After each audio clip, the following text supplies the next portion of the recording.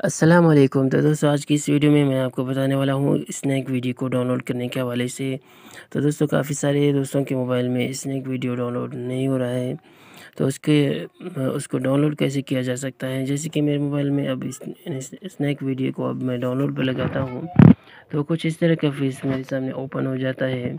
तो काफ़ी सारे दोस्तों के डिवाइस में भी ऐसा ही होता है, this item is not available in your country. तो इसको कैसे फ़िक्स किया जा सकता है, जस्ट 2 मिनट में आप इसको फ़िक्स कर सकते हैं और इसको डाउनलोड कर सकते हैं। तो दोस्तों सबसे पहले आपने इसको क्रोम ब्राउज़र में आपने न्यू टैब ओपन करना है, उसमें आपने लिखना है स्नैक वीडियो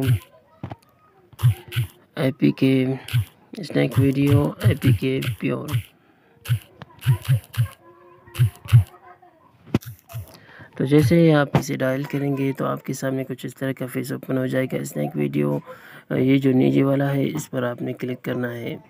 तो दोस्तों इस पर आपने क्लिक करना है, उसके बाद ये डाउनलोड को ऑप्शन आपके सामने अब आ जाएगा, तो आपने इसको यहाँ से डाउनलोड करना है। तो यही था आज का हमारा वीडियो। इंशाल्लाह मिलते हैं नेक्स्ट वीडियो के साथ।